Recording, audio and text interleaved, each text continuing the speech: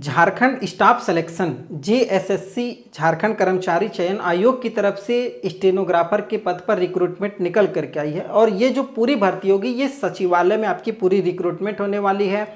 454 पदों पर ये पूरी भर्ती निकल करके आई है। और इसमें क्या क्या योग्यताएं मांगी गई हैं, जैसे उम्र, एजुकेशन, उसके बाद महत्वपूर्ण है सिलेक्शन का प्रोसेस, कौन कौन से स्टेज को इस बार क्वालिफाई करना है जिससे आप सचिवालय में रिक्रूटमेंट आपकी भर्ती हो पाए और आप अपना एक सीट वहां पर कंफर्म कर पाएँ। ये सब सारी चीज़ें इस पूरे वीडियो में बात करेंगे। इसके साथ ही साथ डॉक्यूमेंट के बारे में भी बात करेंगे, कब का आपका आवासीय प्रमाण पत्र बना होना चाहिए, कब का आपका जाति प्रमाण पत्र बना होना चाहिए, ये सब सारी चीज़ें, मतलब इस पूरे वीडियो में आपके जितने भी डाउट है इस भर्ती को लेकर के वो सारा कुछ क्लियर हो जाएगा। तो लास्ट तक वीडियो को जरूर देखिएगा। तो भर्ती कहाँ से निकल करके आई है? JSSC Jharkhand staff selection commission की तरफ से, झारखंड कर्मचारी चयन आयोग की तरफ से स्टेनोग्राफर का पद है जिसमें टोटल सीट है 454। और ये कोड है, ये कोड को ध्यान से रखिएगा, दिमाग में बैठा करके रख लीजिएगा। जब भी इस कोड का नाम आएगा JSSCE मतलब Jharkhand secretariat stenographer combined competitive examination, ये इसका कोड हो गया JSSCE। फॉर्म जो है वो 6 सितंबर से भरा जाएगा, 6 सितंबर 2024 से। लास्ट डेट जो है वो 5 अक्टूबर रखा गया है, मतलब 1 महीने का समय, 1 महीने में आपको फॉर्म को कंप्लीट कर लेना है, ठीक है। और फी पेमेंट का डेट और लास्ट डेट ये सब इसी के अंदर है, मतलब 5 अक्टूबर तक आपको मान करके चलना, फॉर्म को भर लेना। 6 सितंबर से फॉर्म चालू होगा, अगले महीना से चालू होने वाला है। अब मतलब इस आज से लेकर के आपके पास 6 सितंबर तक का समय है। जो भी आपका कास्ट रेजिडेंशियल नहीं बना है या EWS सर्टिफिकेट, फटाफट उसको बनवाइए। और अगर आप स्टेनोग्राफर में अच्छा खासा रखते हैं मादा कि आप निकाल सकते हैं, तो आप इसके लिए तैयारी आज से शुरू कर दीजिए। फॉर्म में अगर कोई गड़बड़ी हो जाती है तो सुधार करने के लिए 7 से लेकर के 9 अक्टूबर 2024 तक का समय दिया गया है। उसके बाद महत्वपूर्ण है एज लिमिट जो है वो मिनिमम एज 21 साल रखा गया है, जबकि मैक्सिमम जो है वो 35 साल है सामान्य वर्ग जनरल वालों के लिए। तो अगर एज कट ऑफ की बात करेंगे तो मिनिमम और मैक्सिमम दोनों के लिए एक ही एज कट ऑफ रखा गया, 1/8/2024, क्योंकि इससे पहले स्टेनोग्राफर की भर्ती नहीं आई थी, तो ये पहली बार आ रही है, तो इसलिए 1/8/2024 रखा गया एज का कट ऑफ। अगर 1 अगस्त तक आपका 21 साल कंप्लीट हो गया है तो आप इस फॉर्म को भर सकते हैं, 35 साल से ज़्यादा नहीं होना चाहिए। और अगर आपका अभी 20 साल है तो आप इस फॉर्म को नहीं भर सकते हैं, ठीक है। आगे एज में छूट की बात करेंगे तो BC1 BC2 कैंडिडेट केवल झारखंड वाले के लिए। जो भी जाति में छूट मिलेगी वो केवल झारखंड के कैंडिडेट को मिलेगी, बाहर के कैंडिडेट जनरल में ही अप्लाई करेंगे। तो BC1 BC2 जो भी मेल कैंडिडेट हैं उनके लिए 21 से लेकर के 37 साल एज रखा गया है, 21 से 37। जबकि फीमेल कैंडिडेट जो भी जनरल EWS में और BC1 BC2 में जो भी लड़कियां आती हैं उनको 21 से लेकर के 38 साल का एज ग्रुप में रखा गया, ठीक है। और जो SC ST कैंडिडेट हैं, जो मेल फीमेल दोनों हैं, SC ST में जो भी आते हैं वो 21 से लेकर के 40 साल तक अगर आपकी उम्र है तो आप इस फॉर्म को भर सकते हैं। आपके लिए भी एज कट ऑफ 1 अगस्त 2024 रहने वाला है। एज क्लियर हो गया होगा। अगर इसके अलावा एज में कोई डाउट है तो आप हमें कमेंट कीजिए, हमारे टेलीग्राम चैनल से जुड़े रहिए, वहाँ पर भी आप डायरेक्टली हमसे बात कर सकते हैं। एजुकेशन है ग्रेजुएशन, नॉर्मल ग्रेजुएशन आप कहीं से भी हो या इसके समकक्ष ग्रेजुएशन के समकक्ष कोई डिग्री आपके पास में होगी तो आप इस फॉर्म को भर सकते हैं। डिग्री चाहिए, ये याद रखिएगा, ठीक है। उसके बाद जो 454 सीट है वो किस किस कैटेगरी में कितना कितना सीट बांटा गया वो भी मैं आपको क्लियर कर देता हूँ। तो जो सीट है वो जनरल के लिए 182 सीट रखा गया, 182 सीट है जनरल के लिए, ST के लिए 118 है, SC कैंडिडेट 45 है, BC1 37 है, BC2 27 और EWS के लिए 45 सीट है। बाहर के झारखंड के बाहर के जो भी कैंडिडेट हैं वो 182 सीट पे ही फाइट करेंगे जनरल में, जबकि जो झारखंड के रिजर्व कैंडिडेट हैं, जो जिनके पास झारखंड का आवासीय जाति प्रमाण पत्र है, वो अपनी कैटेगरी के अनुसार इसमें चाहे तो आवेदन कर सकते हैं, ये आपके ऊपर डिपेंड करता है। सैलरी की बात करेंगे, लेवल 4 का पेमेंट है 25,500 रुपये से लेकर के 81,100 रुपये तक के बीच में आपका सैलरी बनेगी।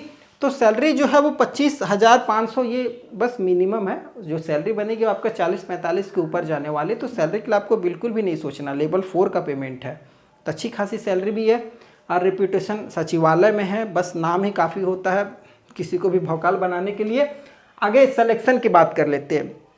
तो सिलेक्शन जो है वो आप UPSC के लेवल का कह सकते हैं कि इस लेवल का इस सिलेक्शन प्रोसेस को रखा गया है, जिसमें बताया गया है कि 2 स्टेज में एग्ज़ाम होगा, फर्स्ट स्टेज, सेकंड स्टेज। तो फर्स्ट स्टेज में बताया गया कि कौशल जांच परीक्षा होगी, दूसरा में रिटन एग्जाम होगा, लिखित परीक्षा। कौशल जांच परीक्षा जो कि केवल क्वालिफाई होंगी, केवल आपको उसको पास करना है। ये वाला जो कौशल जांच परीक्षा है इसको केवल आपको पास करना है, मतलब अगर 30% नंबर लेकर के आ जा रहे हैं तो आप आराम से सेकेंड स्टेज को एग्ज़ाम देने के लिए एलिजिबल हो जाएंगे। फर्स्ट स्टेज केवल आपको पास करना, मेरिट में उसका कोई जगह नहीं होगा। मेरिट जो भी बनेगा वो सेकेंड स्टेज के हिसाब से बनेगा, मतलब ये रिटन एग्ज़ाम के हिसाब से। तो अब फर्स्ट स्टेज में क्या क्या होने वाला है कौशल जांच परीक्षा, उसको थोड़ा सा ध्यान से समझिएगा, बहुत महत्वपूर्ण है, इतना आराम से कोई नहीं समझाएगा।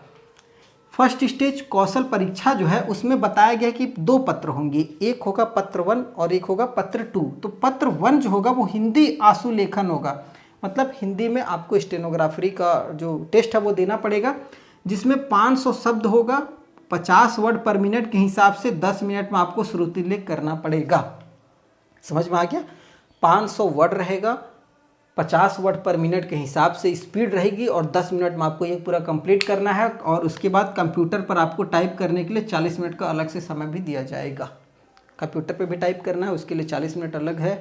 तो अगर आप इसको क्वालिफाई करेंगे तो ही स्टेज 2 में जाएंगे। तो पत्र 1 तो इम्पॉर्टेंट है, उसके साथ साथ पत्र 2 भी आपको पास करना है। पत्र 2 में बताया गया है कि तालिकावार कोई आंकड़ा आपको दे दिया जाएगा, मतलब मान लीजिए किसी कंपनी में प्रोडक्शन का एक लिस्ट दे दिया गया, अब बोला जाएगा उस प्रोडक्शन लिस्ट को आपको 90 मिनट में MS वर्ड पर उसको टाइप करना है। MS वर्ड सभी परिचित होंगे जो कंप्यूटर से रिलेटेड हैं, उसको MS वर्ड पर टाइप करना है, जिसमें आपको 25 मार्क्स रहेगा। उसको फिर MS एक्सेल में भी जोड़ घटाव गुना भाग करके उसको आपको एडजस्ट करना है, उसी जो आंकड़ा दिया जाएगा उस आंकड़े को। उसके बाद आपको जो MS एक्सेल में जो आप आंकड़ा बनाएंगे उस MS एक्सेल आंकड़े को आपको MS पावर पॉइंट में जाकर के पाई चार्ट और बार चार्ट बनाना पड़ेगा। ये चीज़ थोड़ा ध्यान दीजिएगा, ठीक है। उसके बाद आप MS एक्सेल में जो भी आप डाटा बनाए हैं, जो भी आप डाटा MS एक्सेल में इंटर किए हैं, उसको आपको प्रेजेंटेशन PPT बनाना होगा। उसका आपको स्लाइड जो बनाते हैं हम लोग पावर पॉइंट में, वो आपको बनाना पड़ेगा। उसके बाद जो आपने ये पूरा 1 से लेकर के 4 तक में जो भी काम किया है उसका एक आपको डॉक्यूमेंट फाइल बनाना पड़ेगा और उस डॉक्यूमेंट फाइल को आपको किसी ईमेल आईडी पे भेजना होगा। ये पूरा तौर तरीका देखा जाएगा और ये 5 स्टेज में होगा। 25-25 नंबर का ये पूरा होगा, मतलब 150 नंबर का ये पत्र 2 होगा, जिसमें 90 मिनट का समय दिया जाएगा। इस 90 मिनट में पत्र 2 को आपको जो तालिकावार आंकड़ा है इसको पूरा कंप्लीट करना होगा। समझ में आ गया होगा, ठीक है। कोई आंकड़ा दे देगा, बता देगा इस आंकड़े को आप MS वर्ड में इंटर कीजिए, फिर इसको MS एक्सेल में डालिए, फिर MS एक्सेल में जो आप बनाए हैं उसको पाई चार्ट बार चार्ट बनाइए, फिर उसी आंकड़े को आपको प्रेजेंटेशन स्लाइड में बनाना पड़ेगा, पावर पॉइंट वगैरह में। अब ये जितना पूरा आप काम करेंगे, इस पूरे काम को आपको एक डॉक्यूमेंट फाइल बनाना पड़ेगा, उसको आपको किसी ईमेल आईडी पर भेज देना होगा। अगर इतना सब कुछ कर लेते हैं, मतलब 150 नंबर का ये पेपर हो गया, 90 मिनट में 30% नंबर लेकर के आ जाते हैं, तो पत्र जो सेकंड स्टेज के लिए आप क्वालिफाई करेंगे लिखित एग्जामिनेशन। अगर फर्स्ट क्वालिफाई नहीं करते तो सेकंड में पार्टिसिपेट नहीं कर पाइएगा, ठीक है। तो अब सेकंड स्टेज में आ जाते हैं। सेकंड स्टेज जो है बताया गया रिटन एग्जाम होगा। अब जो सेकंड स्टेज रिटन एग्जाम होगा उसमें भी 2 पत्र है, पत्र 1 और पत्र 2। पत्र 1 में बताया गया हिंदी भाषा से, अंग्रेजी भाषा से, सामान्य अध्ययन से और रीजनिंग से 25-25 सवाल रहेगा। हर एक सवाल 3 नंबर का रहेगा, मतलब 4 भाग है, ठीक है। हिंदी भाषा, अंग्रेजी भाषा, सामान्य अध्ययन और रीजनिंग 4 भाषा है, 25-25 का रहेगा, मतलब आपका 100 नंबर का हो गया। और हर एक सवाल 3-3 नंबर का रहेगा, मतलब 300 नंबर का ये पूरा पेपर होगा, 3 घंटे का होगा, ये मेरिट में जाएगा। समझ गए होंगे। उसके बाद पत्र 2 भी रहेगा सेकंड स्टेज में, जिसमें जनजातीय या क्षेत्रीय भाषा से सवाल रहेगा, जिसमें आपका कई सारे भाषा हैं, उर्दू है, संथाली है, बांग्ला, मंडारी, हो, खड़िया, कुड़ुक, कुरमाली, खोरठा, नागपुरी, पंच परगनिया, उड़िया। अब यहाँ कहिएगा हिंदी नहीं है, तो जी हाँ बिल्कुल हिंदी नहीं रखा गया, पता नहीं क्यों नहीं रखा गया है, ये तो खैर JSSC जाने, झारखंड सरकार जाने। और आपको इसको भी पास करना पड़ेगा, 100 नंबर का ये पेपर होगा और 100 प्रश्न रहेगा। क्षेत्रीय जनजातीय भाषा से 300 नंबर का पेपर होगा, 3 घंटे का इसमें भी आपको समय मिलने वाला है। तो लगभग आपको 4 एग्ज़ाम देना पड़ेगा, और जब 4 एग्ज़ाम आप दे दीजिएगा, सब एग्ज़ाम को क्लियर कर लीजिएगा और सब एग्ज़ाम सही समय पर हो जाएगा, तो सेक्रेटरीट में स्टेनोग्राफर का पद मिल जाएगा, झारखंड के सेक्रेटरीट में, सचिवालय में।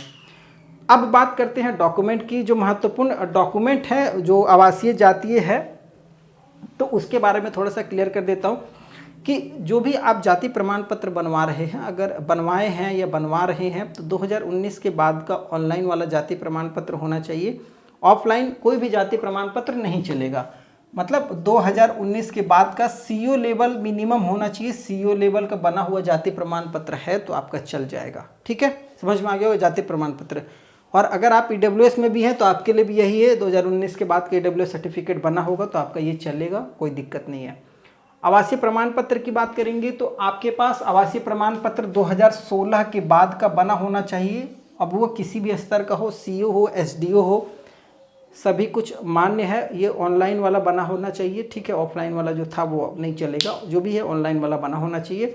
और अगर आपका बना हुआ है तो आप इस भर्ती के लिए आवेदन कर सकते हैं। आप अपनी कैटेगरी के हिसाब से छूट ले सकते हैं। फॉर्म फी की भी बात करेंगे तो 100 रुपये मिनिमम फॉर्म फी रखा गया है। और जो भी जनरल EWS कैंडिडेट वगैरह हैं, BC1 BC2, आप अपने अनुसार अपनी कैटेगरी में फ़ी पेमेंट करके फॉर्म को भर सकते हैं।